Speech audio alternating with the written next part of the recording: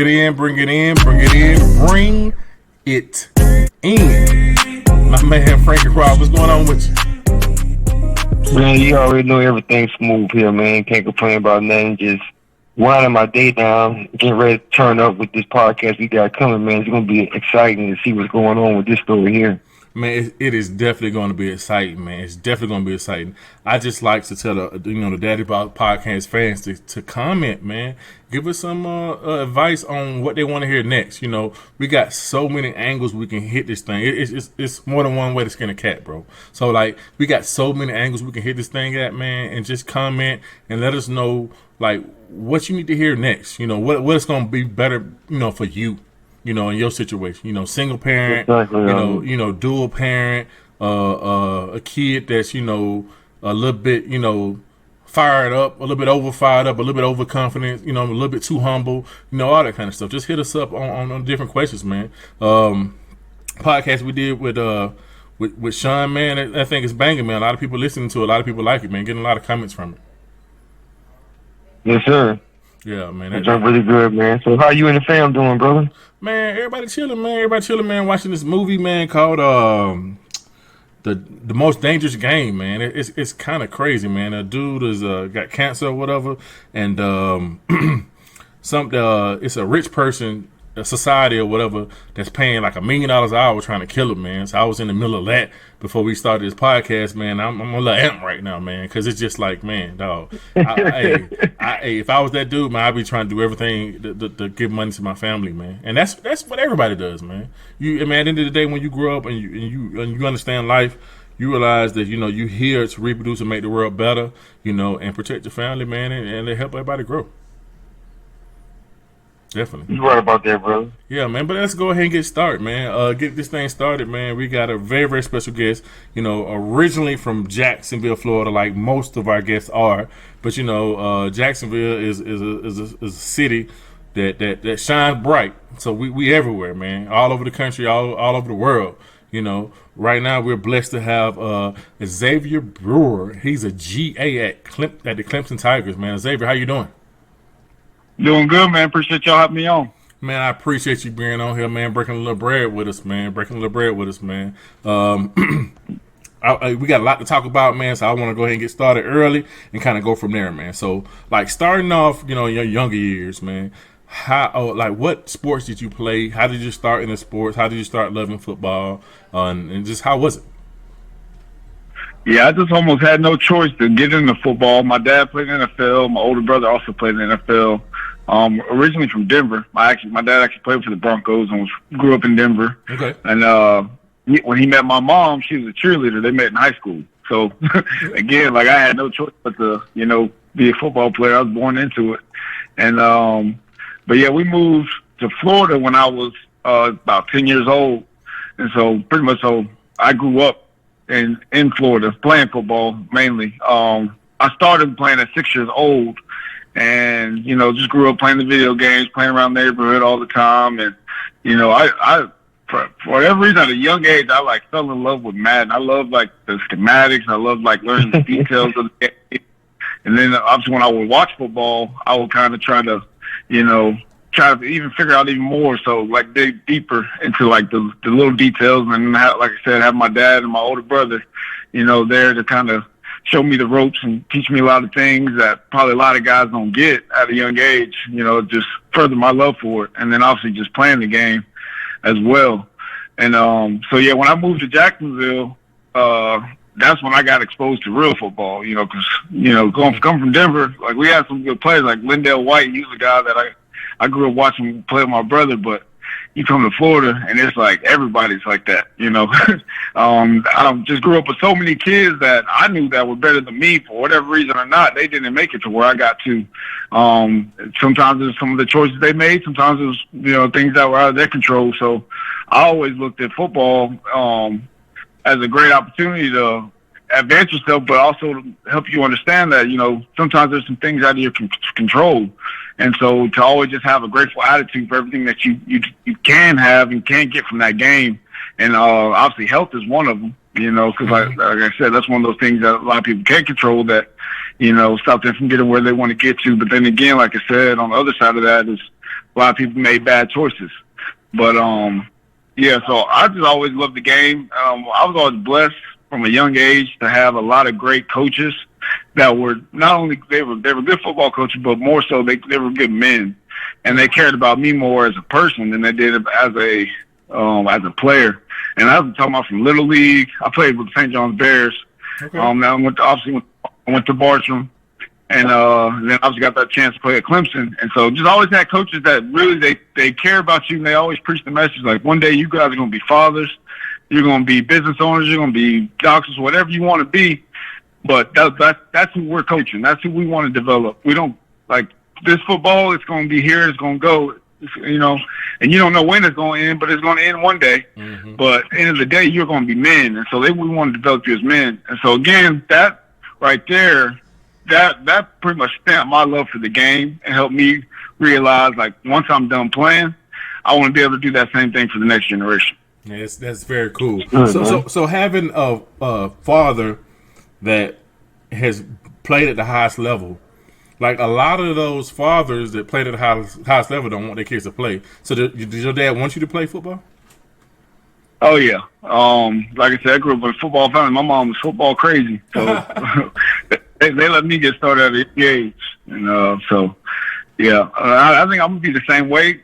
I won't force it on my sons, but I'm going to definitely – they want that option. They're going to be allowed to play the game.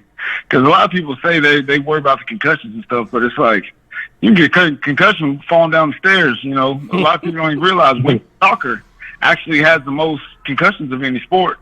But, you know, because football is such a violent collision sport and things do happen, obviously, and there's just so much money involved that, of course, they're going to try to attack it any way they can. But I think I really like the changes that they're making in football. I know at first, you know, I didn't like it because I just thought they were making the game softer. But when you look at, like, the science and how the body works, and obviously the training, especially at the college level, the training these guys are getting now, I think this sport is the safest it's ever been, and it's only going to get better, too.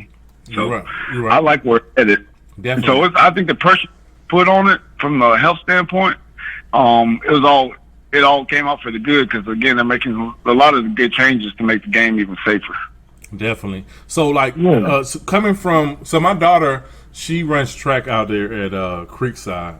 So, it's a lot of great schools out there. So, like, being at Bartram Trail, like, how was your recruiting? You know, because Bartram Trail is they I'm going to say, man, they top tier in the Jacksonville area because they always having D1 athletes and stuff like that. So, how was your recruiting? That's funny, man, because it's crazy that it's that way now. But when I first got there, actually before I got there, going up to high school, I was always told because there's a lot more black people there now than there was back then when I went to school there. You're right. There's many, way more now. Yep. And the black players and their parents will talk to my parents and just tell me, you know, you don't want to go there. That coach doesn't do nothing for recruiting, this and that. And I actually had a neighbor that lived across the street from me, a white guy. His son coached at UC. And so I actually kind of, you know, I listened to all that. And I ended up going to UC my freshman year. Okay. And that thing just bombed because our head coach got fired my freshman year. And what's crazy is at that time, we ended up having 6 of those freshmen on that team I was part of. We all ended up going to different high schools, all ended up going D1. But yeah, there's just so much that we were wrong that year that kind of forced us all back to go where our public high school. And so I go back to Bartram, you know, I'm playing with all my buddies, and I was happy with that. And at that time, so the school opened in 2000. It was 2004, 2005 when I first got to Bartram. And they made the playoffs every year, but they never won a playoff game. And in 2005, that was the first year we won a playoff game. And then 2006, we ended up winning 2 playoff games. And my senior year, we got to the state semis. And so we had a core group of guys in that class, that sophomore class. We ended up with like 5 guys going D1. And we pretty much took that program to a whole nother level, to kind of what you're seeing today now, where it's kind of year in and year out. But it was a really cool experience to be able to kind of build a program. But end of the day, what I learned through that experience is like there was very few guys that were going places, but at the end of the day, like you got to have the talent.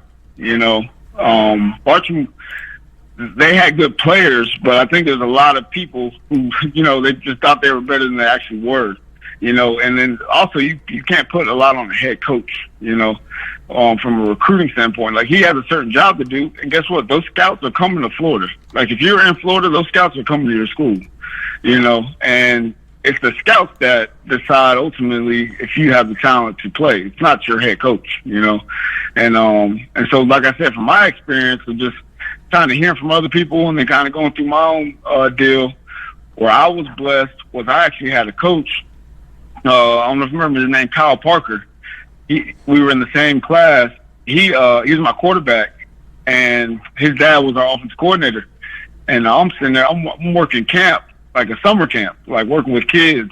My sophomore year, going into my sophomore year, actually going into my junior year, and he just came and picked me up. He said, "Hey, we're going to this football camp. Let's go get in the car." I'm like, "Coach, I'm working. I can't go to no football camp." He goes, "You're coming to this football camp. Let's go." And so he jumped in the car. We go to Florida State football camp, and I go there and run a 4.3. And my name wasn't even out there until then.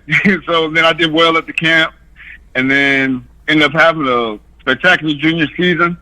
And so just kind of back that up, because I played well as a sophomore, but I wasn't nothing what I was my junior year. I ended up having like 7 interceptions and, strip fumbles to the house and playing offense, doing everything. So that's when I saw I started getting attention, Right after my junior season, I put some good film together, and then it just blew up.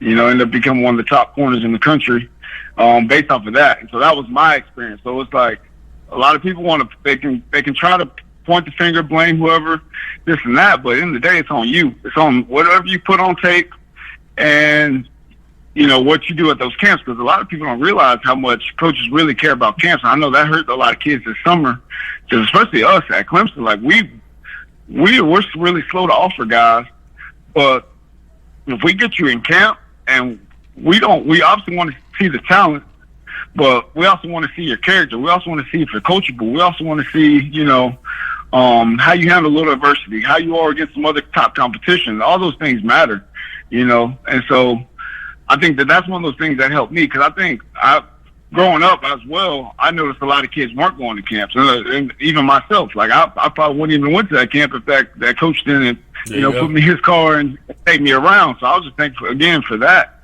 But so yeah, and a lot of people think that like these college camps are like money grabs, but if it's a school that's showing you interest or they're sending you letters, you need to go camp at that school and show them like, okay, you haven't offered me, you haven't really talked to me that much, but I'm gonna come to this camp and I'm gonna show you why you should offer me. And a lot of kids get I'm so happy you said that, man. Yeah, real. They get a comparison game too. Where it's like they look over their buddies, like, oh, he's getting all these big time D1 offers. Like, where am I gonna get these? I'm just getting these small school offers. So what? Whatever those small schools are just sending you something, you need to go see them. Because those are the schools that are obviously interested in you. You just got to have a reality check with yourself and, have a little humility and understand, like, oh, this is where I'm at. And so, but I got this opportunity that, they're giving away the same scholarship that this other big-time school is giving up. So I need to go try to go get this money, where I can get it. And, and you make that sacrifice of whatever driving and the hotel. And if you can, obviously I know everybody's not in the same situation. But again, here's the other side of that, too. Don't make the excuses. The money ain't gonna be the problem. Like these kids need to be getting jobs. Yeah. if your parents are having a hard time and there's something you're serious about, there's plenty of jobs out here you can get now, and there's plenty of ways to make money online nowadays. That there's really no excuse not to be able to make a camp. Right. Especially when you got all year to for it. And then also, what's also great with a lot of these 7-on-7 coaches now too, what they're doing with these kids. It's no longer just the local coach coming and pick you up from school. Like you go play on these teams, and they're taking you on these trips. So there's really not many excuses. I think the biggest thing now is kids really just need to really look inside themselves and understand like how bad do I really want it? Like how bad? Like am I willing to go D2? So I can still get an opportunity. Like, and there's nothing wrong with going D2 because I go to the NFL, They don't care that I went to Clemson. There's a guy that got drafted, and he played as William and Mary, 1AA ball, and I didn't get drafted. So you know what I'm saying? So it's the same thing. If you're a baller, they're gonna find you. You know, sometimes guys do get overlooked in high school, especially because there's just so many kids, and that just happens.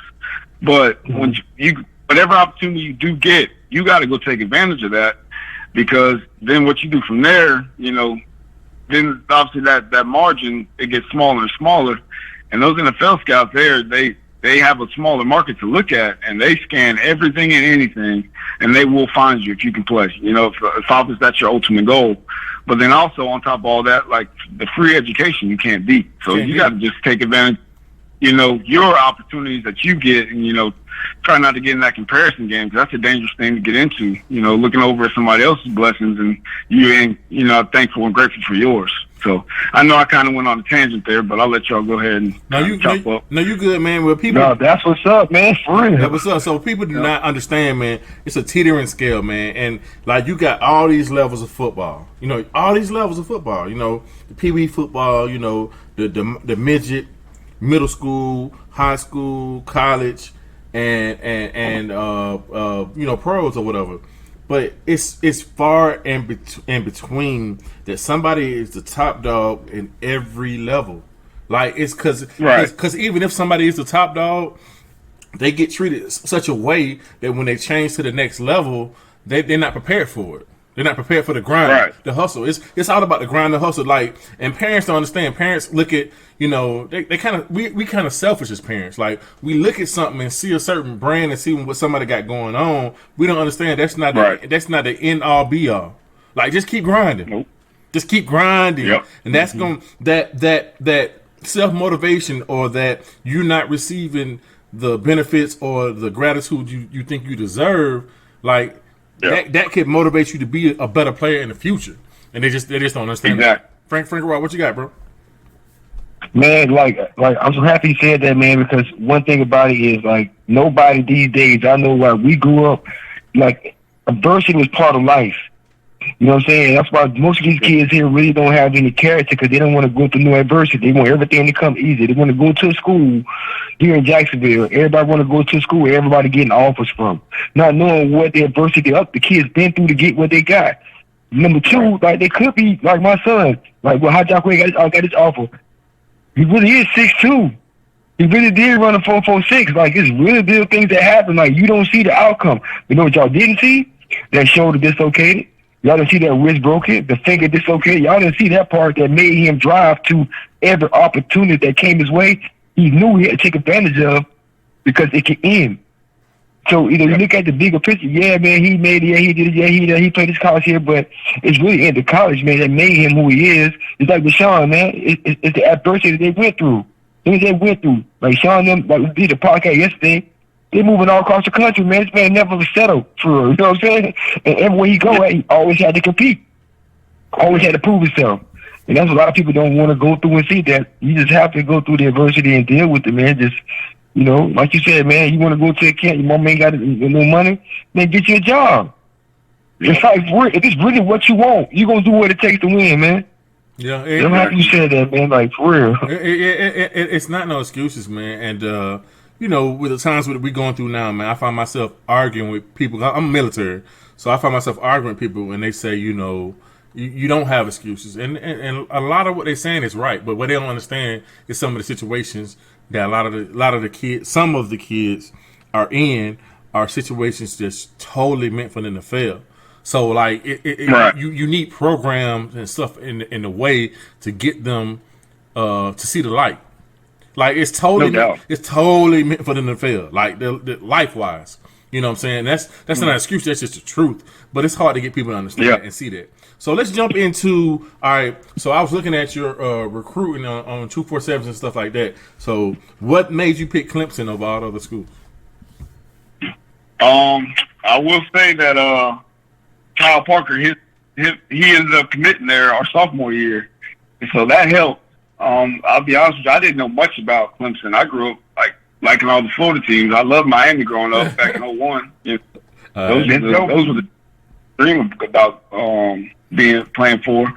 And then once the recruiting process started, His dad actually took us on some trips. We went to Georgia, went all over the Southeast, Georgia Tech. Actually went down to Miami, Florida State, saw all the schools in the Southeast. And the first game I saw Clemson play was at Florida State in Tallahassee, and they had like James Davis and them guys back then, and C.J. Spiller. You know, C.J. was from actually the Northeast, as y'all know, Northeast Florida as well. Oh yeah. And that was the first time I really like kind of woke up to like, okay, what's going on? They just get lucky? Like, how they just pull C.J. Spiller, man? I played against this dude. This like this is the best running back in the nation. He's going to Clemson. And then there was this coach, Dabo Swinney. He's a wide receivers coach at the time, and his recruiting area was Jacksonville. And my sophomore year, he came down. He was looking at a tackle we had, and I just happened to randomly walk in the room, and he was talking to my head coach, and he's like, yeah. So I like Thomas, but you know I'm coming back to get you. And again, that was my sophomore season. I thought he was just talking. I didn't know who he was. I didn't know much about Clemson. That's crazy. But then again, like I said, I ended up going to that game that next year, and I was like, oh, this who Clemson is, you know. And then actually went up to Clemson the next year, and, you know, he's still recruiting me. And, you know, it came down to Florida and Clemson. And those times, Florida was the school. And I didn't really like Miami as much. For me personally, I didn't think that I would fit in that program as much back then in those days. And obviously, they weren't winning like they were before. And, but yeah, I really fell in love with Florida, and I fell in love with Clemson. And I was at Florida just about every other weekend because it was right down the street. Mm-hmm. And then, but what it came down to was Florida, you know, year in, year out, they taking 3-4 corners every year. But Coach Swinney promised me, he said, if you commit, it's on me and 3 other guys. He said, if you commit, you're the only guy we're going to take. We already took one guy the year before you. You'll be the only guy we take this year, and we're not going to take any more the next year. Mm-hmm. It only took me I don't know why it took me so long. It took me about a week to go ahead and lock in my spot there, because I'm like, man, that's just, you know, they're basically saying, as long as I do what I got to do, I'm locked in on position, because they're loaded at corner right now, but, you know, I have opportunity in a year or two to really be a guy. And, you know, so how most schools don't talk like that. You know, they don't, you know, it was one thing about Coach Swinney, even then, he was just so genuine about everything he said, everything he did, that I believed him, you know. And, you know, in the college game, sometimes a lot of people, they'll say what they want. Yes, sir. Want you to hear. Yes, sir. Just to make you commit, you know, or make you force your hand. But obviously, to have my dad and have my older brother, you know, help guide me a little bit along the way. You know, they love Coach Swinney. My mom loved Coach Swinney. Like, and that's the crazy part. He's a receivers coach, you know, and I committed to him. I'll be honest, I didn't commit to Coach Bowden. And, you know, we ended up having about 8 guys that year come out of Jacksonville. You know, Jamie Harper was one of them. He went to Trinity at the time. That same, and Daniel Andrews. So it's like, and Coach Swinney came and got all of us, you know, and he also got C.J. Brewer. So crazy. I will say he was a huge part of me finally deciding on Clemson, and the way he sold Clemson, just him and his family. And then when you get up there and you just feel the family atmosphere too, like you talk about on the phone with them, and then all of a sudden you get up there and you kind of see it and you just feel something different. Like just a mix of all of that. And then obviously the opportunity to, you know, play and have a spot pretty much wide open, like, hey, it's yours if you take it, you know. So this is, for me, all those things combined, and then obviously having some other guys from Jacksonville going up there helped out as well. You know, one of my high school teammates who ended up he ended up starting his second and third year, and then he ended up going first round play baseball.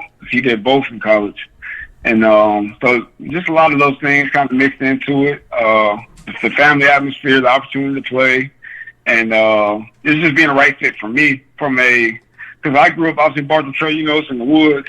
I grew up in a small area. And so I like the fact that I knew that this would be a place where I could focus on school, focus on football, focus on the things I needed to without having as many distractions.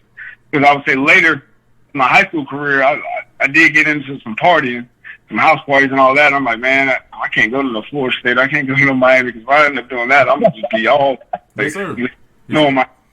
I need to go somewhere small. Like if I'm over here in the woods, over here having house parties and enjoying this life like this, I don't know what I'm gonna do when I get to a real, if I ever get to a real town and have all those different distractions. But just knowing myself and I was crazy just looking back at that now that I was even had that thought process to be mature enough to understand that. But again, like I just knew that it was the right fit for me from a personal growth standpoint and obviously from a getting on the field standpoint.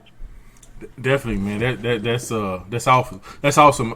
One thing I have to ask you. So, you know how you had your parents and stuff like that. A lot of these kids have parents that are not, readily involved and don't get on Google, don't find out, the different things of what other people is going through, so their kids won't go through it. We can't help that. But for the parents and the kids that are trying to better themselves. Like, what are some things they can find out about when they interact with coaches and assistant coaches and even GAs and stuff to try to weed through the so-called BS to try to get the real thing to understand if they really want them or not? That's a good point. I would say ask the questions. Don't be afraid to ask those hard questions. How many guys are you taking this class? How many guys are you taking before? Can we talk to some of the players that are on the team right now without you being around? Like, would you feel comfortable? Let's do that. You know what I'm saying? So, because, them guys, they already passed that honeymoon phase. Them players, when you get there, as y'all know, when they get to school, they ain't the recruiting process no more. Now you're just another body, and we're going to go out and recruit somebody else to come take your spot. And then so those players are going to be the ones that give you the 100% real truth. And if that coach doesn't feel comfortable with you talking to one of his players, and that should be a red flag right there, without him being around. Or parents, you're right.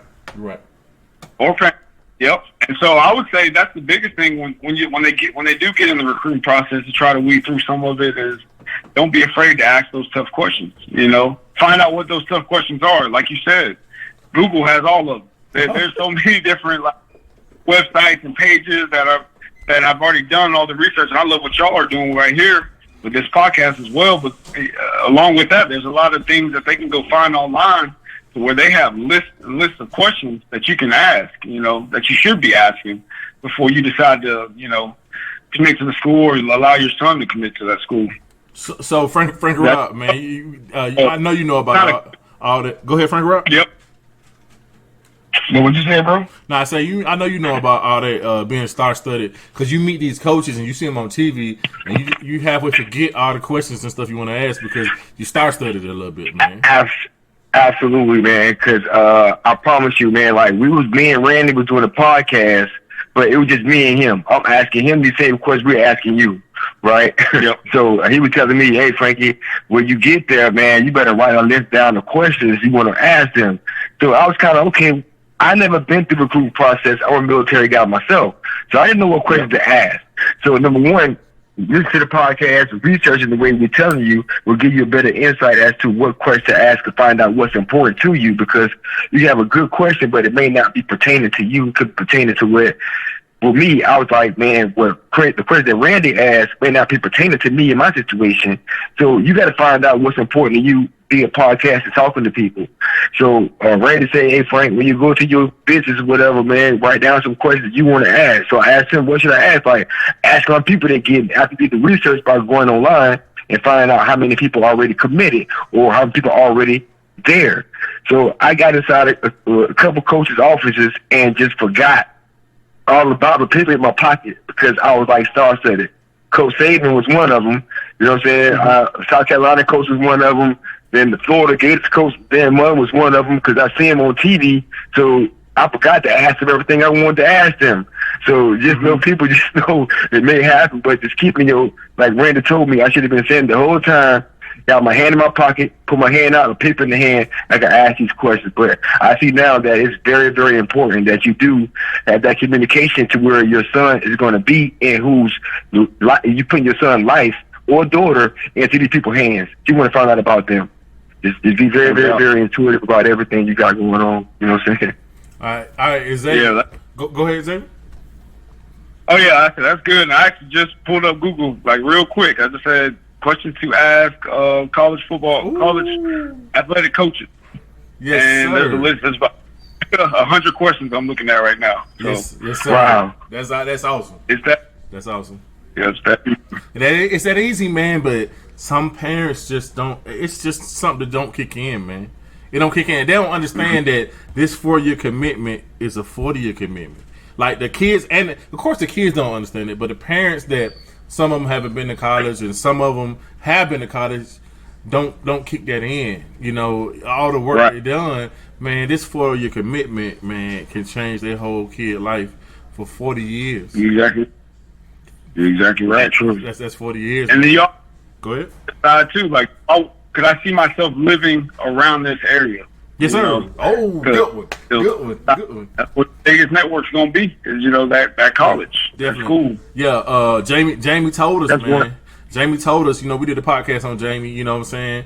And it's so many things he did wrong in his process. And the biggest thing was that nobody was around him to tell him no. So he didn't really listen to people like that until like all of it was gone. He did that dream. And it's a lot of people that do that. It's a lot of people that do it. Yep. Yep. It's a lot of people. I got a question for you. So you said that basically when you was doing the recruiting process before you committed to Clemson, that did you like, is there some education that do you feel like the kids, I told my son, like when you pick a college, end of the day, this education gonna last longer than your football career will, and we all know that. Granted, the football is a good situation financially to where you're able to, whatever. But in the same sense, man, you still got to have something that you can fall back on if nothing goes right. So during your process, did you know what major you wanted to have, or where you wanted to, move yourself into after football, or was it coaching? What was it? Like, what was your motivation to keep going? I knew young age, like I said, just growing up playing video games and watching football, that I knew once I was, and then thankful for coaches that I had, that I knew I wanted to coach after I was done playing. And so I would say, being able to be around a coach like Coach Swinney as a mentor, because he knew my aspirations, wanted to be a coach after playing, was I just thought that was an opportunity I couldn't pass up on. And I would say there wasn't very many schools. That's one thing that I don't even think they realized at the time. Was I was looking at it like, when I want to be your type of coach, like the type of coach you are, would I want to be like you one day? Where I was like, this is where I want to be, because I would like to be a coach like that one day. You know what I'm saying? Or I want to just kind of learn from him, learn the ropes from him. And Florida, I liked a lot of the Florida's assistants at the time, but the head coaches rubbed me the wrong way. And so that was actually a big deciding factor as well, me not going there. One school I really loved was I loved Georgia because of Mark Richt at the time. And so I would say that was one of the things from an education standpoint. I'll be honest with you, man, I didn't really care about school until I got to college. Because for me, it was just like I just cared about ball. That's where my mind was. And I was lucky enough to be able to still get into school and not caring about school like I should have. But everybody don't get that lucky, you know what I'm saying? Especially when you start out bad. Like I started my freshman year, I had some catching up to do, but I still didn't take it as serious as I should have to, maximize everything I had. But when I got to school, and when Coach Swinney, the head coaching job my freshman year, he had actually called me out in front of the entire team about how he just pretty much put everything I had on blast and how I wasn't that good of a student in high school, but that's not going to fly here. You're going to have to up your game if you want to be around here, if you want to stay around here. And the embarrassment of that moment, as embarrassed as I was motivated more than anything too. It was like, man, honestly, my brother, my dad, nobody in my immediate family graduated from college. But for Coach Swinney, that is his number one goal for his players, is to graduate, because he understands the importance of just getting that degree, And thankfully, I grinded my tail off, ended up with a 3.5 GPA, and I think that's a big why he was so quick to hire me back here, because he knew I was a good person, a good student, a leader on the team, all those things kind of go into it. And it's not, if you don't want to be a coach, having those coaches' recommendations, whatever job you go to, is big time. Like you go to Ohio State, you got Ryan Day signing off, giving you a letter of recommendation. You don't think that has some weight in Ohio or anywhere else around the country where, all these people, these CEOs and business owners, they love college football. They watch college football. They know what's going on. They know who these people are, and that gives you a leg up. But if you don't represent yourself the right way while you're in college or in school, those coaches, they will not be reluctant to not write you a letter, a recommendation. So I think just being able to understand that as well, that process of once you get there, how to handle yourself and how you should carry yourself is very important as well, because like you said, it's a commitment that's way longer than those 4 years that you're at school. All right, so we're going to jump right into your adjustment from Barton Trail to being a freshman at Clemson. But before we do that, I'm looking at your ESPN stuff, and it says 5'10", 169, class of 2008. I'm gonna take down one. I'm gonna take down 1 inch. I'm gonna say the 5'9" athlete in 2020. What positions can he play at a Division I college? Ooh, running back and nickel. Say again. Running back and nickel. Okay, 5'10". Does 5'10" make one difference? 5'10", for whatever reason, it does. For whatever reason. That's why I went down. That's crazy. That's why I went down. But go ahead. Yeah. School us. What's that? I said school us. Yeah, that's why I went down one inch. But 5'10" makes a difference. It's something about that. Like if they're 5'9", like we look a little bit more in depth here now. Like if you're 5'9", you got to have long arms. You got to be able to run. You got to be violent. You got to play the game at a different level. Like it's got to be obvious when I turn on your film that you're a killer. Like especially on the defensive side, like you running through people, you blowing things up, you making plays on the ball. Like because you can't teach length. You can't teach size, but you also can't teach that dog. That guy just has it. He has it. That's what you want first and foremost. But when you get to this level, and you're going against T. Higgins, who's 6'5", you're going against Justin Ross, who's 6'4", you're going against, these monsters on the outside, and they're just as much of a dog as you are, you know what I'm saying? That advantage that's going to hurt you, that size advantage, whether you like it or not. And so that's one thing when we recruit DBs, we don't recruit to how's this guy going to do in AC? We recruit, how's he going to do in practice? How will he be able to keep up in practice? That's how we recruit guys. We try to picture them going against our receivers in practice. They can keep up with our guys in practice. They're going to be all right on Saturday. So, and again, with receivers, just how big and how fast and how strong they are now, you got to be able to match up just from a physical standpoint. So it's crazy. You think coming out of high school at your same size, you would have still got the Clemson offer in 2020? Heck no. Nope. Come on, bro. Oh, you honest. You honest, bro. The guy. Yeah. For real? I don't think so, man. Yeah, I don't think so. I really don't. That's crazy. That's cool that you said that. So I want to break this down to the parents, man, because it's so many parents that they have expectations of their kids and they're not looking at the measurements of their kids, and it's messing up the whole thing. And what I mean is they don't understand that. The stuff, we talking about 2008 to 2020, how much of a difference it is. That's a big... Well, let me say this, though, because in 2017, we had a kid named Ryan Carter who was 5'9", and he started on that national championship team. But he's from Grayson. I don't know if you remember the name Robert Kimbichi. We recruited him heavily, and Wayne Gallman was a running back, and there was a quarterback there as well. We recruited all those guys, and they were just... I think we had 3 scouts at a game, and they were playing against a Miami team who had Dalvin Cook. I think it was Central. And they watched that kid, Ryan Carter, run down Dalvin Cook. He was all over the field, got picks, breaking down passes. So to say, he took advantage of that opportunity right there, and that's how he got noticed, and then ended up getting offered. So to say that's what it would have had to take for me, I would say at that time, if I would have had to do something similar, I would say, to be able to be at a Clemson type level where Clemson is now. Yeah, because obviously Clemson wasn't where it is right now either. Yes, sir. So, yes, sir.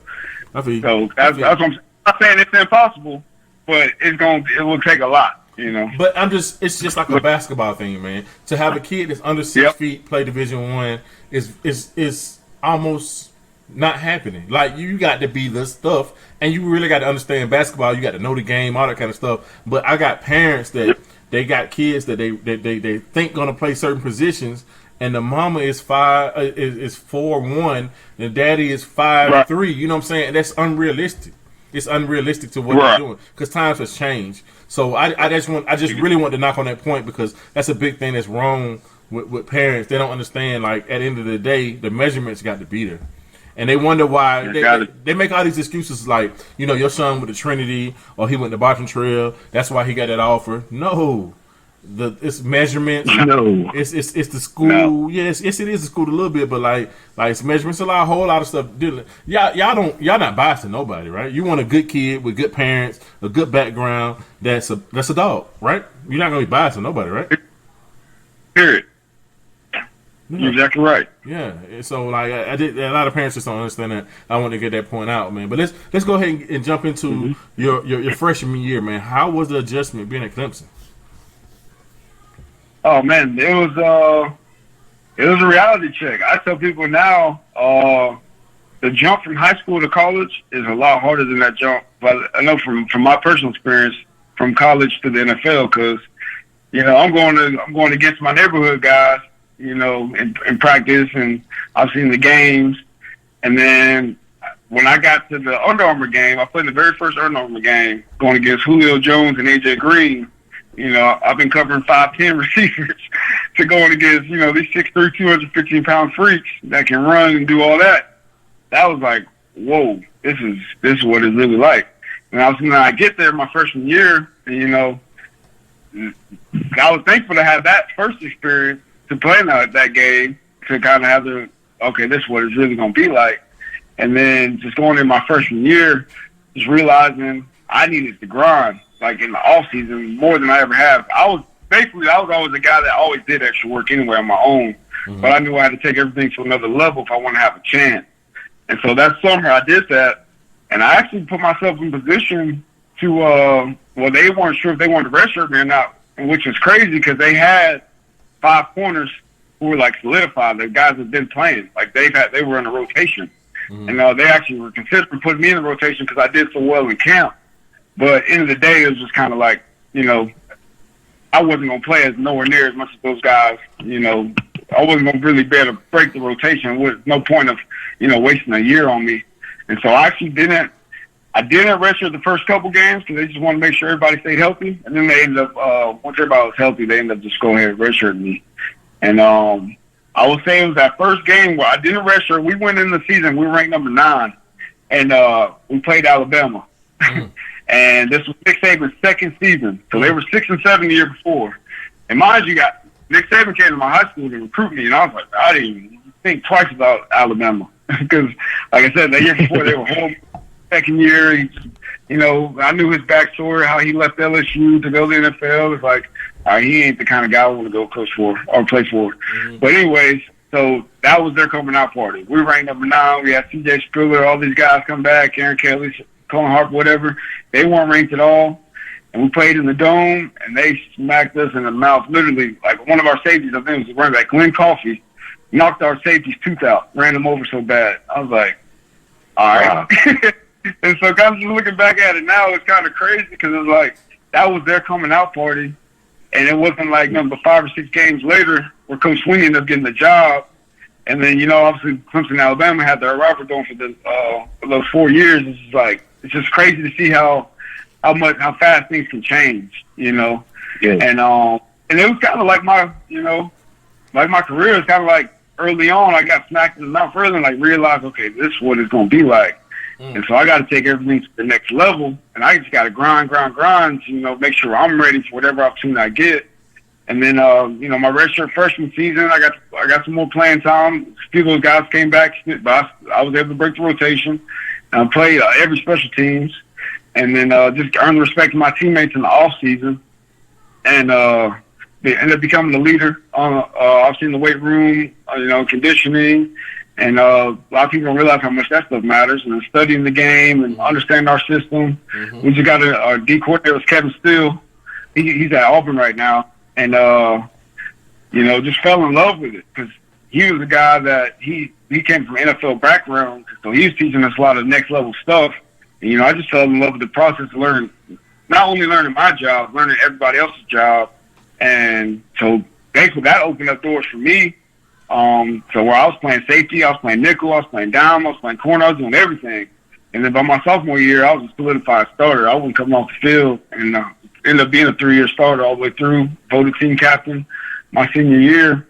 And, I beat out guys who were just more talented than me, but it wasn't based off talent. Like, we all were good. And that's, again, back to your point about being a freshman, is you realize, like, shoot, all these guys were the best guys in their area, Mm-hmm. So a lot of parents got to realize that, too, like how many really talented kids there are out there, And then, but once you get over that fact, it's like, okay, all I can control is what I can control, and that's my work ethic, my mindset, my attitude, how I attack each day. All that stuff matters because if I'm competing against the guys that I'm with today, that I'm obviously for roster spots, for depth chart spots, I'm also trying to compete. I'm competing for this guy who's trying to embarrass me in front of 80,000 people. And so just my mind was, it was always geared towards, like, I got to grind and make the most of everything I had. And I would say now, like, we had guys, I won't say any names right now, that are still playing in the NFL today that I started over in college because my mindset was just so much further ahead than theirs were. Like, I got guys who, 2 of the guys won Super Bowls, and I started over them. Man. And it's just crazy to look back at now because it's like, dang, that's what my mindset was like, and theirs weren't, but they'll tell me to this day that I motivated them to want to, become better. And so that's just kind of where I'm at with it right now as a coach is like, that's what I want to give back. I want to, like, from a mindset standpoint, be able to help these guys understand, like, all you can focus on is maximizing your potential. That's what really, that's a life lesson at the end of the day, too. Like, it's so easy to go ahead and point the finger, make excuse, and it's this person's fault, that person's fault, it's my mom, I didn't have this, I didn't have that. But in the day, when you make the decision, it's harder to, but when you make that decision that I'm going to make the most out of what I have, then sky's the limit. Sky's the limit, even. Man, I want to say amen, boy. For real. For real. But yeah, man, the biggest thing on that, man, is just how people want instant gratitude, bro. Like, when you work, it's a process. They don't understand. Process don't mean today. Process don't mean tomorrow. You know what I'm saying? The work you're doing now might not pay off till 3 years from now. But when it pays off, it's going to pay all the way off. And they just, kids in today's, like, around my son's age, they just really don't get that. I don't really know how, other than parents and church, how you would teach them that. But, like they really just don't get that, man. And that's why when we send them to big-time schools, like, a lot of them fail, man.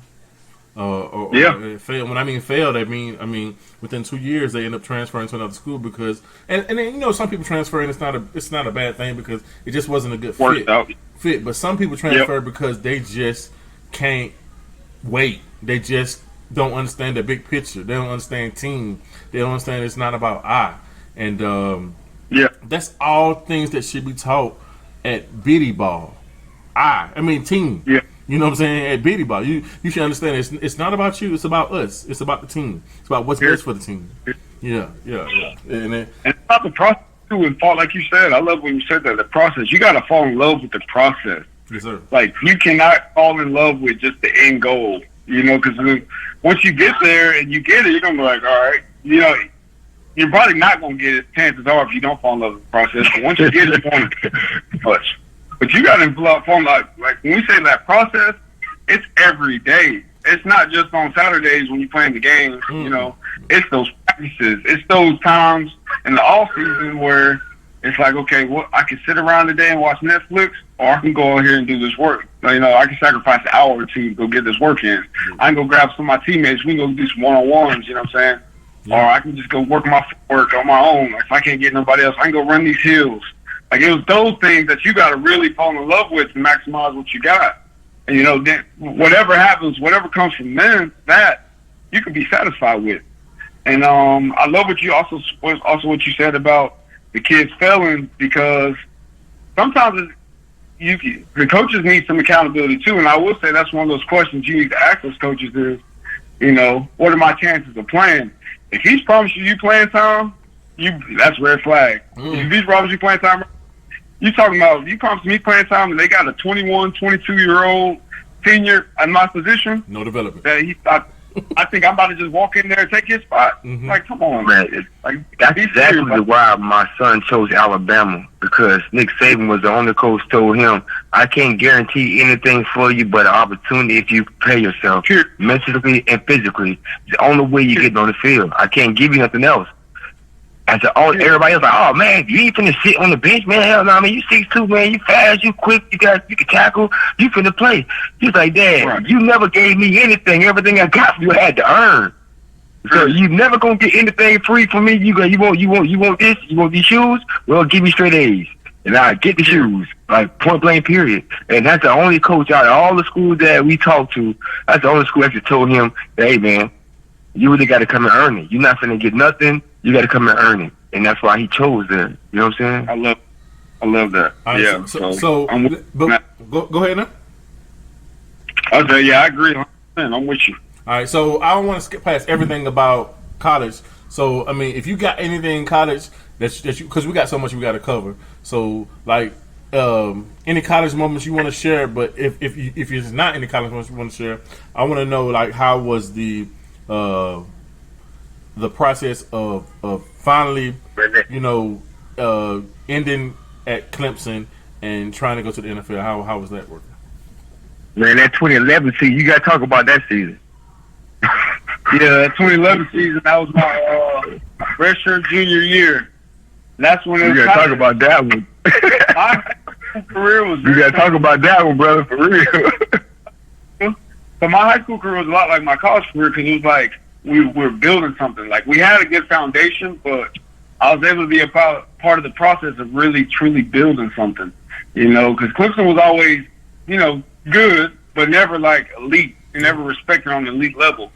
And we ended up going 8-0, started that season. 2010, we had a rough season. We were 6-7, but we were really, really good on defense. Really, really good on defense, like top 10. And had a lot of guys coming back. Lose Daquan Bowers, but we still had a lot of guys coming back. And what we had coming in was Sammy Watkins, Sharon Peake, Martavis Bryant, all these monsters at receiver. And our offense, and Chad Morris, new offensive coordinator. And so our offense had taken off. And we ran this up-tempo offense, we either scoring fast or we're getting 3 and outs fast. And so your defense is on the field a lot more than we're used to. And, our defense, our coaches at the time on the defensive side did a whole lot of complaining about what the offense was doing, and, wasn't getting along with Coach Swinney. A whole bunch of stuff was just going on that was just out of our control, and it trickled down to the players, and then, like I said, we still ended, with all that being said, we ended up going 8-0, and then at the end of that season, we already solidified our spot in the AC Championship, first time ever.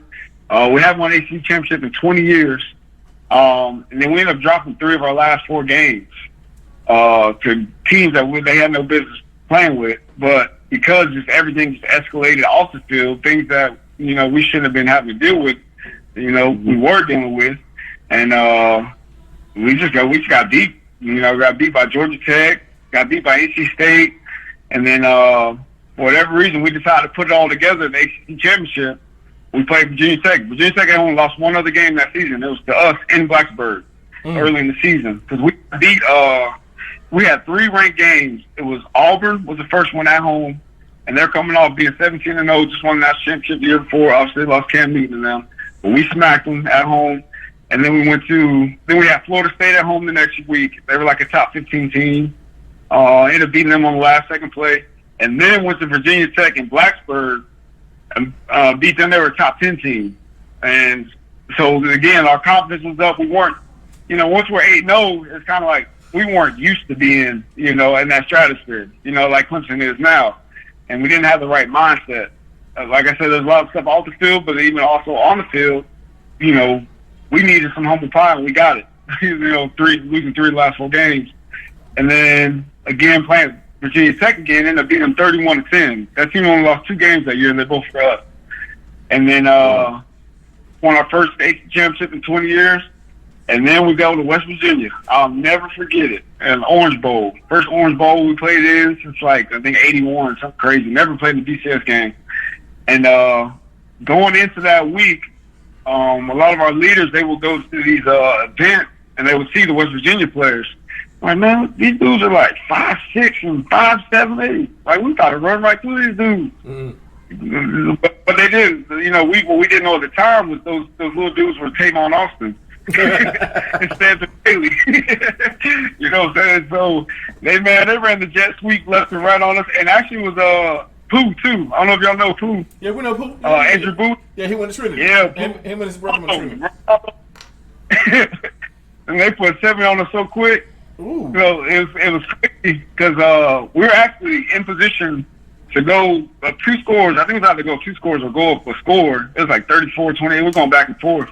We get to the 1-yard line and we fumble, and they take that fumble back 99 yards. And you could just feel the entire sideline. Everybody was deflated. And then they just kind of took off from there. I think it was like second, third quarter. And it was like, man, it's a wrap. And, you know, it's like from a mindset standpoint, I'm thankful that that game happened, because obviously it was embarrassment all that whole off season. And we still hear about it nowadays. It's a 70-point game, but it's like that game right there helps solidify the reason why we got to have a certain mindset. Like, it don't matter who you're playing, where you're playing, how you're playing. Like, it's all about you. You know what I'm saying? And that's where we're at right now. Like, we reflect back on that game times whenever Coach Swinney needs to, you know, give the team some humble pie real quick. Like, hey, it's not that far from the outhouse and the penthouse. It's not a long way. So I think that was a crazy season. And then it's like going into that next year, we used it as motivation. We played Auburn the first game in Atlanta. We ended up beating them. And obviously, I ended my career on that season 11-2. We played LSU in that Chick-fil-A game. That's when they had Odell and all them guys, Jarvis Landry, and they were supposed to kill us. And we just got blown out the year before by West Virginia, and they played Alabama tough that year. And like, we had this the mighty SEC. And shoot, we went out there and beat them, you know. And again, that was just like another step. Like I said, my high school career was very similar to my college career, because I was just part of the process of building what you see now, you know. Yeah. And what's cool is, like, my same head coach that was at Bartram, he's been there the whole time. Coach Swinney's still here. And it's cool because you go back and they still talk about those times, you know, and they appreciate, you know, what you did. I mean, even though I've never got to experience a national championship, it's like there's still an appreciation for being a part of that, the program, and, you know, all the sacrifices. And I know that's not like that at every school, where, you know, the coaches still leaving there for one, and then also just, you know, the appreciation that you feel and the love that you feel from the people that were part of that process. It's cool, man. It's cool. That's awesome, man. I understand that, man. Totally. So how was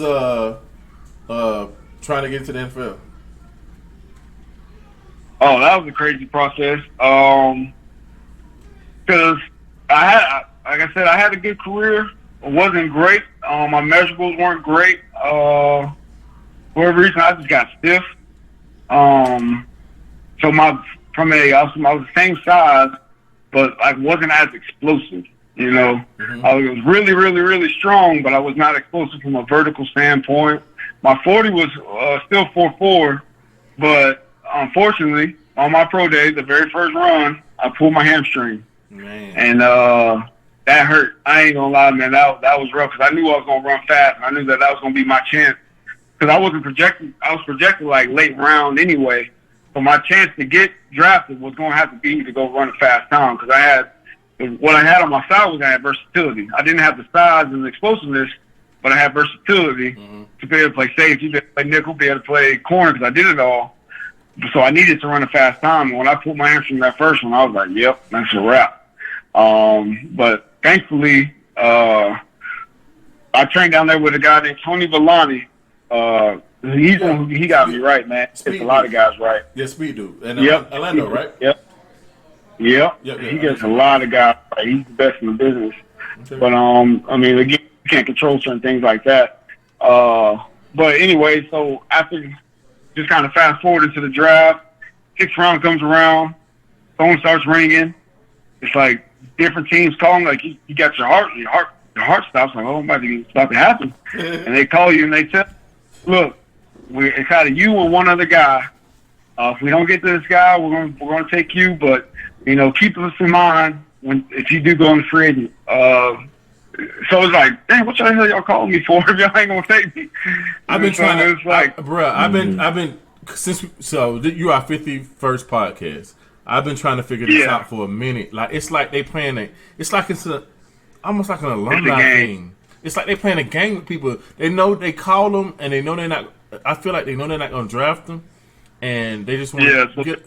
I don't understand it. I really don't understand it. Yeah, they want you to sign with them. That's the thing. And a lot of times there's so many levels to it. There's camp bodies where they literally just bring them in just for camp bodies.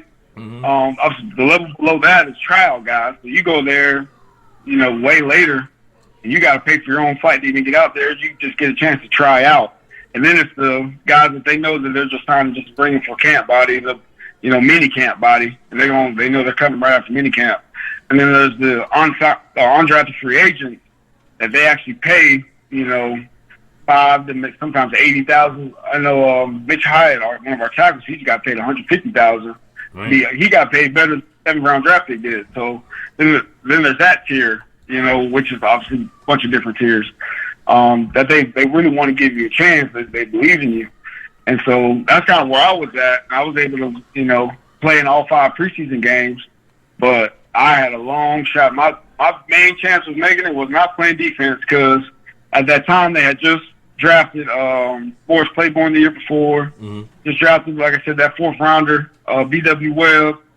Just paid Brandon Carr $50 million. Just paid Orlando Scandrick. So it was like they weren't bringing me there. There's only 5 spots anyway. Mm-hmm. They didn't even try me out at safety at all. It was all corner.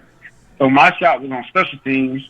And I got beat out by a safety from Saginaw Valley State. His name is Jeff Heath. Whoa, and he is I still heard playing that before.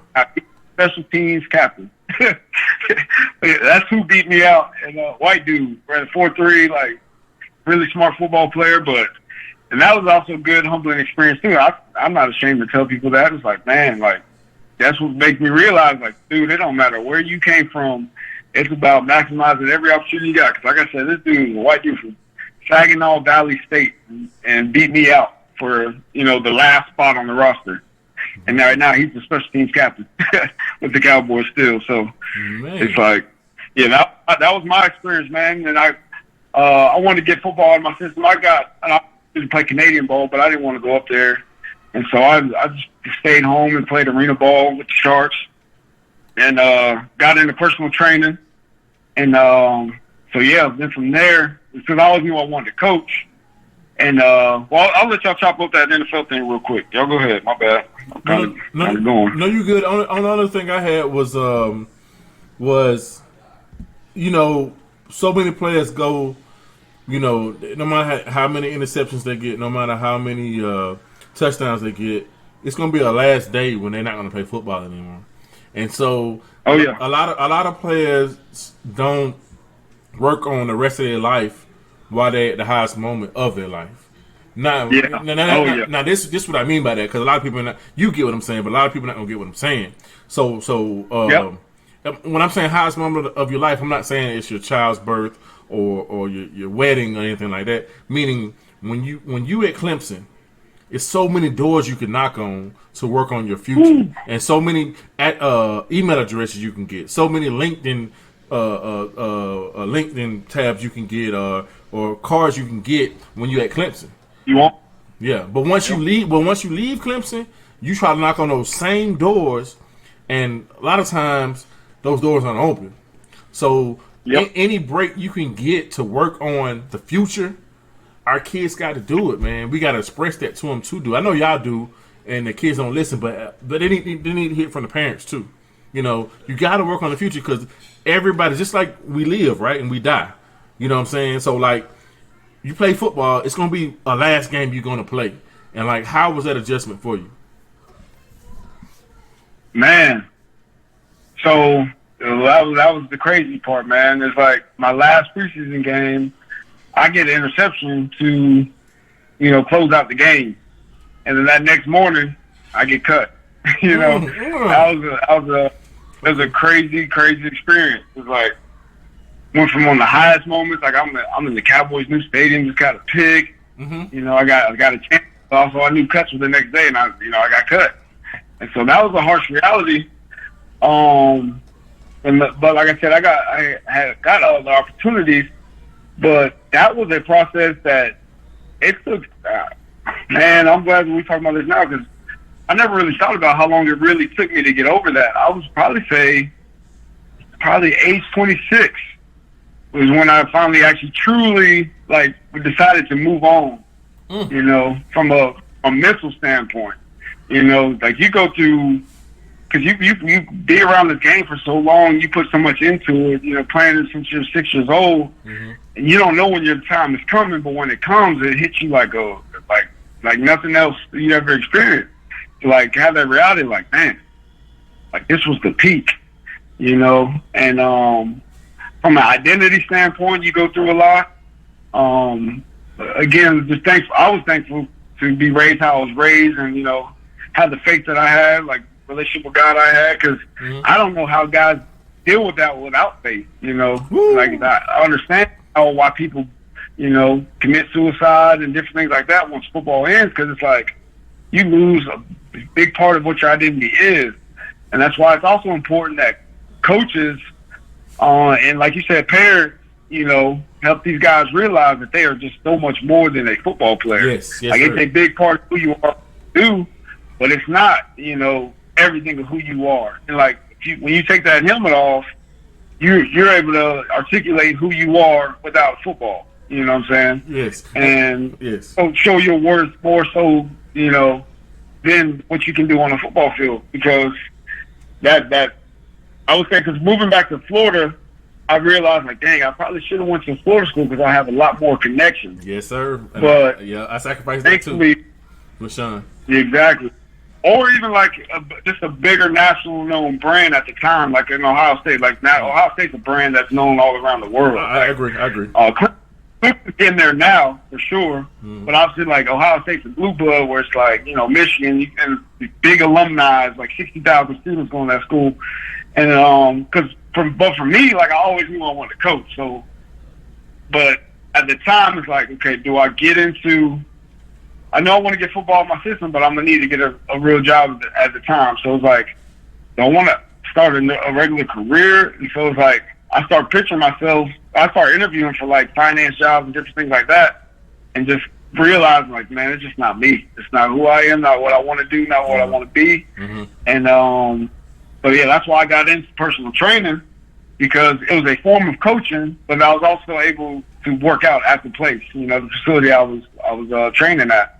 And then, so I ended up doing that for 2 years while playing arena ball, and, made some money.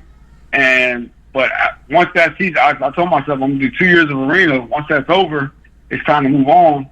And I had built up a market for myself, just do word of mouth, and obviously just doing a good job with, people's kids and, fitness as well. I was able to start my own business. It was X Factor. And then, so I did that. And man, we had flag football league with Under Armour. We had the 7-on-7 team, ended up having a lacrosse team. I hired a lacrosse coach. Was able to hire my older brother on, who also played in the NFL. And he did training with me. We ended up training hundreds of kids every year out in St. Johns County. Again, I'm thankful to be able to grow up out there, because obviously it's an affluent area. And obviously my name was still a little relevant, but my name only did so much. I still had to do a good job, and so just thankfully I was able to do a good job and be able to build a brand, just off of obviously what I did in my playing career, but then also I took it serious. I studied, I got certifications, and then once I got back into coaching high school ball, and I coached at Bartram for a couple years. And I think it was after the second season, because I was volunteer coaching, but I was damn near the DC. And so by the end of the season, I realized, like, dang, I love every minute of that. I don't want to take anything back from it except for, like, where the hell's all my money at? Because I spent so much time in the coaching football. I was like, dang, I need to get paid. And so I was like, I think it was after the second season we had went to state and lost. But it was after that season I realized, I was like, okay, it's time. And so I hit up Coach Swinney. He had actually called me in 2014 to come up and G.A., and I had turned it down because I just wasn't ready at the time. And I knew I was about to start my own thing. But I think it was after that time I was like, okay, yep, this is it.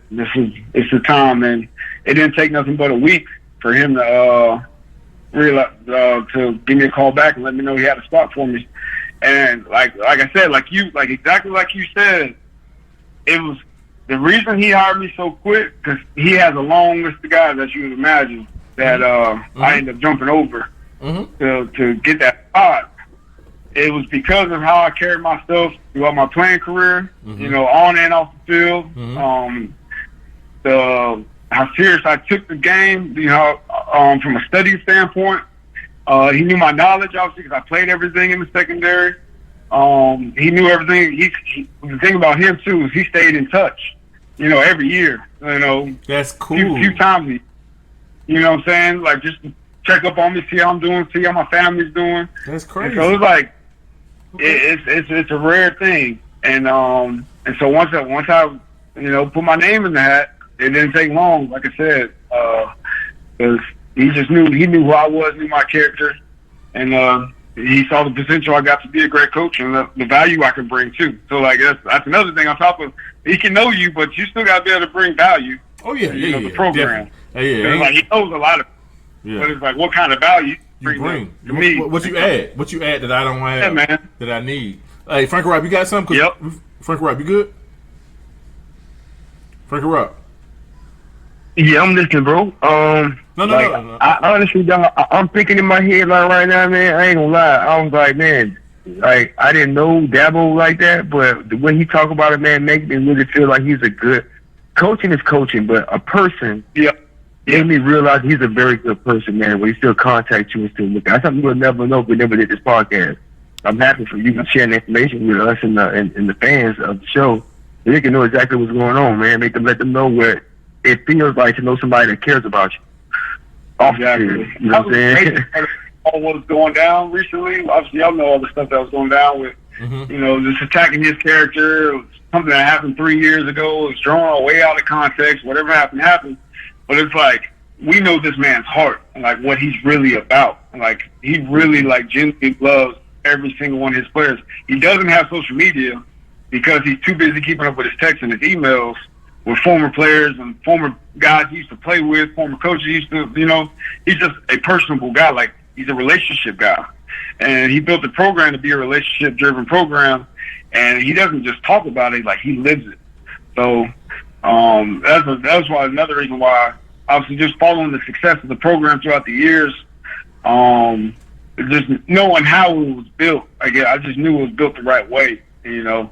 And it's something like, again, like I said, you can tangibly feel once you come up and visit, and just being around them, you know what the truth is. And so people going to always try to attack anybody who's doing anything good. He always says more success, more scrutiny. So that's going to happen. But I would say these recent events of, you know, people just straight up attacking his character accusing him to be a racist and his family being racist or whatever, it's like, made me realize how much outside opinions just don't matter to a whole nother level, like, than I've ever experienced in my life. Because here's the thing about him. The best part about him is his wife. She's the best recruiter in our entire football program. Genuinely the sweetest lady you'll ever meet in your entire life. And they met in kindergarten. And, you know, he always says, I had to let her go in middle school for a little bit, but we got back together in high school. And it's like one of them things, like, that was something off a movie. Like, that ain't even real life. How the heck y'all know each other this long and stay together this long? You know, my parents were divorced when I was really young. So it's always cool to just, like, see an example of what it should look like from a relationship standpoint, from a husband and wife. And because again, like I said, that's his focus. He's like, he always says this: I'm not coaching the 18 to 22-year-old version of you. I don't need you to be my friend either. I have plenty of friends. I don't want to be y'all's friend. What I'm coaching is the 30-year-old version of you. And what's crazy, when I turned 30 this year, he said, I want you to hug me around the neck instead of turn and look the other way. And so, like, just to give you an example of the type of coach he is, that pretty much epitomizes exactly the type of person he is. That's where his focus is. And he's like, and that's the thing too, is like he's living it. Like you see a lot of these coaches out here get caught cheating on their wives and this and that. You know what I'm saying? You ain't never gonna hear that type of story come out of Clemson, man. Just from that man right there, because his priorities just lined up right, and it's just easy to see when you're being around him and being around his family, and now being around the staff. He's got the staff to where it's mirror images of who he is. He's got guys who are about the same things from a moral standpoint that he's about, and it's a reason for the success. Like beyond, you're not gonna be able to get the type of players we get now without, by doing the things the right way, but being good people. So it's been a really great experience to be here, man, because it's a lot of families that it's a small town, but it feels small, but it feels big because there's just a lot of love from everybody on the staff, just because it's a lot of really good, genuine people. So it's been cool. Yeah, man. A lot of people think about social media and think about the world today.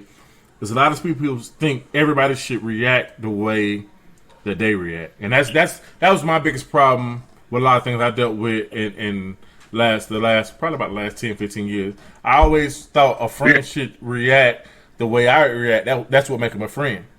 But no, that's not necessarily what make him a friend. You know what I'm saying? Somebody can be a good dude, and just because his America is a certain way, that ain't the same way my America is. And for me to expect that his America is the same way as my America is un-American, bro. So like, in social media and the ESPN, everybody want to swing their stuff that way, man, and it's just not like that, man. But we don't have much time, but I definitely want to get into the GA experience because I got a lot of friends that's coaches that want to get to that level, man. So what do GAs do in a program? Man, I would say what I do is different than right now from what it was in 2008 when, I first got here and I knew we had one GA who did everything. And, and it's like that. I got friends at other schools that are smaller schools that are GAs, and it's like it was in 2008. But being at Clemson is like we got student assistants who are like really, really bright dudes, didn't play ball, but just love ball, love being around ball, and know ball, who are willing to, literally volunteer their time to come help. So they do actually a lot of the tedious stuff that, like putting notebooks together and things like that I would actually probably have to do if I was at somewhere else, at a smaller school. So, but, so thankfully for me, I'm a full-time GA. So I'm a full-time coach. I'm counted as a full-time coach. So during the week, my process is I'm breaking down the film of our future opponents. So I'm inputting all the data. And so obviously I got to know our playbook. I got to know what we call certain offensive plays. I got to know what, different stunts are called, different coverages are called. And so I input all that data. So obviously when our coaches and our guys watch the film of that next opponent, all that stuff's already in the system. And for me, that's helped me a lot to be able to get caught up with, what we're calling things and understanding the system and things like that. And then actually on the field, I'm able to coach as well. So I'm able to help with technique. I'm able to, if one coach is coaching a certain guy or focusing on one guy, he can point to me, hey, I need you to help me out with that guy. You know what I'm saying? So I'm able to build relationships with the players, coach with them on the field, because we have off-field video GAs as well, who they're not allowed to do any of those things. So yeah, and we have 2 on offense, 2 on defense, and every school doesn't have that many. We're actually lucky from that standpoint as well to be in a program, because like I said, there's a lot of schools that only have 1, And so it's slim picking. It's a lot harder to get these positions than you think. And then on top of that, you're also getting your master's degree. Yes, sir. And it's all online. But it's still work, you know, because during the season in the fall, you're working from 7 a.m. to 10, 11 p.m. at night. You're there all day, you know, also with practice, with breakdowns, with, you know, getting game plans ready, you know. And so, and also while I'm breaking down, I'm expected to just find all the little details that the numbers and the system doesn't see, you know, looking at formations, looking at where certain people are lined up, you know, what clues they're giving away. So that's the information my DC wants. Sometimes right after our game we just played, literally, especially if we're traveling, he's going to be asking me the questions on the airplane. All right, so give me your notes. What does this guy do? What does this quarterback like to do? What's the best plan that you saw that somebody did when they go to empty? What's the best thing you saw that somebody did on their third downs? You know, different things like that. He wants to know all that stuff, like, right away sometimes, but at the latest by Sunday. And so just a lot of things like that. So it's and then also from a recruiting standpoint, I'm able to do all recruiting on campus. I'm able to text players when they're able to be when they're juniors, when they're legal, and I'm able to build relationships on the phone. So I'm just building my resume right now for an opportunity to move up, obviously, as a position coach. And so yeah, and like I said, it's great to be on field because I get those experiences. Like I said, our off-field GA, which is one other person, he's not able to do those things. So just understand that, I know, like you said, just doing this for the guys that have thoughts and want to be getting to the coaching thing. Just understand there's two different types of GAs. There's the video GA, and then there's the on-the-field GA. And then these big-time schools now, and actually a lot of schools are actually hiring, and I'm sure you guys know, like these big-time head coaches in these assistant jobs. And so those guys are basically video GAs, but they get paid a lot of money. They're analysts. That's what they call them. Yeah, yeah. Oh, Bama just got old boy from South Florida. Exactly. Probably Strong. That's his name. Video GA guys are, but they just get paid like close to six figures. If you're out of school like Ohio State or Clemson or something like that, and then even Alabama, you know, they'll use those spots for, you know, other like former D coordinators who just got fired, and they'll fill those spots with those guys. You know what I'm saying? And then to other schools, they'll hire like big time head coaches or someone they got a relationship with, and so yeah, I didn't even know about all that until I got here. And I think this is all pretty new. But like I'll say, in the last like 5 or 6 years, where they actually start hiring people like that. But yeah, that's the process, man. And I would say the biggest part is where you can get your foot in the door, take advantage of it, maximize it, and go from there. No matter where it is, just like we tell these high school kids from a recruiting standpoint, is, you know, wherever your best relationships are, if you get the opportunity to maximize your potential, you got to take it and run with it. All right, so I only got like 2 more questions. So next question is unless Frank Rao got one, but next question is so you have high school coaches and you know Pop Warner coaches that want to get to the next level and learn different schemes, new schemes of what's going on at, let's just say at Clemson. Let's not say any other college. Let's say Clemson. Yep. How would they get this information? For us, we have a coaches clinic, and it's unfortunate. We had it scheduled at the end of March, and obviously COVID happened. Yes, sir. And we had Gruden, actually, he was coming through. He's going to be there for 3 days, and we had last year we had Iowa State come. I'm sure South Florida was going to come through with their staff, and so we have all kinds of coaches from all over come to our camp, our clinic, and it's a 3-day clinic where we talk about our program and how we run things, and but that's usually the best way to get involved with us. And I know college coaches from all over, colleges all over, they do those as well. Yeah. So obviously, like, if you're in Jacksonville, I recommend you just going to Florida's, you know, coaches clinic, you know, because that's right down the street. And but so I know they all do it, and but it's usually around March and April. Okay. Are the best times. And man, there's just so much stuff online, like from a YouTube standpoint, from a you know, just obviously Google, period, all that, like literally clinics. I know I watch the clinic sometimes. I'll go watch some other teams and other coaches. You know, if they have it online, I'm gonna go watch it on YouTube. Yes, sir. You know, Belichick and all that. Like literally, they're giving out all kind. Matt Patricia, they're giving out all kind of information for free. But it's just like a book. You gotta go watch it. You gotta go pick it up and go do it though. Yes, sir. You know, if you're serious about it. Yes, sir. And so my last question: you guys on Frank Rock? Before I ask this one. No, I'm good, man. Okay, so last question: being from Jacksonville, being from Duval, you know, it's a lot of different experiences and stuff like that. What advice would you give to, you know, the future athletes and their parents?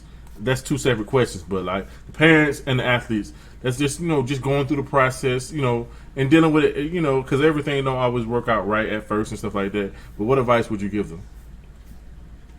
So as far as what process, so are they getting recruited or just going through? It's just, I mean, either getting recruited or even trying to get recruited. Just period. Just going through the process of, you know, how things happen. You know, sometimes you think you're there and you're not there yet. You know. Which I think the best advice that I can give, I know I kind of already talked about a little bit, but I can't say it enough. Is you got to focus on you. Like, you literally have to focus on everything you can control, because the most dangerous thing that happens in the recruiting process for parents and for kids is they look over at somebody else, you know, and, you know, get that jealousy of why they got this, why they got that. My son can do this, my son can do that. Like, when you get into that, you put all your focus and your energy on that, that takes away your focus and energy from becoming the best version of yourself. You know, when you find out and you realize, this is for parents and the player, the recruit, that this is what you really want, what you really want to do. All right, well, from a parent standpoint, you need to challenge them. You know, if you can afford to get them extra training, man, there's so many great trainers out in Jacksonville right now that are just doing great things and, you know, maximize these kids that actually played at a high level and know the game and can mentor your son. Then you need to get them plugged into one of them programs out there to get the training that they need to, you know, maximize their opportunities. And then when they're, you know, doing things around the house, just being lazy, you know, get their butt out of the house and go challenge them and go get some work on their own. But at the end of the day, you know, that the parent can only push you so far, and they can't want it for you more than you want it for yourself. So from a recruit standpoint, when you realize that, you know, if your mom and dad can't afford it, go get a job, like we said with the camps, you know, and go, you know, or work something out with one of those trainers. Because most of the time, those guys are in it for the right reasons anyway. They want to see you succeed and become the best version of yourself. So if you can only pay a certain amount, hey, let them know. Let them know your situation. Be real with them, and you know, they'll look out for you. And but also, there's so much information out there from a training standpoint. Well, you can literally buy a program online and just follow it step for step. Yes, sir. You know, you know. So it's really it comes down to what you really want it. You know, and then I would say as well, and I'd be remiss if I didn't bring this up from an academic standpoint. Like, take school serious right now. Like, it's never too late, because we're at a point right now where we're literally, like, it's going to be hard for you to even have opportunity for us to look at you if you don't have over 2.5. We know eligibility is 2.3, but it's like, you got to be serious about academics too now, because there's going to be somebody that you're competing against, probably on the other side of the country, you don't even know. And so they're going to look at you and they're going to look at this other kid. And what's going to happen is they're going to take the other kid because his GPA is higher than yours. Like, y'all are similar players, but the deciding factor is this kid has better grades than this kid, so I'm going to take that kid. Or understand, like, these high school coaches, their names are on the line, so they are not lying to these college coaches if you're a bad apple, if you're just a bad kid, a bad person, if you don't show up to class, you late to practice, you're not a good teammate, all those things. If you're just a knucklehead, don't blame the coach. Oh, my coach didn't help me out, get me recruited, because you're a knucklehead. You know what I'm saying? Be a good person, be a good citizen. You know what I'm saying? Tap into your community, help where you can. So I would say just those things, but ultimately just be a good person. You know what I'm saying? Yes, sir. Show up to class on time, sit in the front of class, show the teachers you care, You know, show your teammates they matter to you. You know, be a good teammate. If you're not a vocal guy, you know what I'm saying, that there's nothing wrong with that. Just be who you are. But, you know, end of the day, you know, take advantage of opportunities you get to showcase your character. And so I would say that's a big thing as well that probably doesn't get talked about enough. It's like a lot of kids miss out on opportunities just because they're just being knuckleheads off the field. Like, at the end of the day, like, kids are kids. You ain't going to be perfect. But if your track record is you being a good person, you're going to have opportunities if you're talented enough. But there's no reason to limit your opportunities based off of things that you can control. And that's just, like I said, being a good person. Yes, sir, man. Hey, Exactly right. Coach Xavier, man, I like to personally, before we get off air, I like to personally thank you. I know we waited for this podcast because, you know, y'all had some things going on, but, man, it was well worth it, man. I appreciate you breaking bread with us, man. And Frankie Rod, bro, take us out, bro. Man, another epic. This young man right here shows so many different characteristics of a great person. And if you can't grab something this young man said and apply it to your life, you're not living. Hands down. Because even as a grown man, what he was saying made me think about, you know, how I could do things, what I could have did better with my son that I wasn't thinking about. You know what I'm saying? So, man, this is an epic, God-blessing podcast right here. If y'all don't like this, man, I know what's going on with y'all, man. Go get checked for real. As always, man, we want everybody to stay out there and stay smooth, man. Stay smooth and love each other. You know, we out.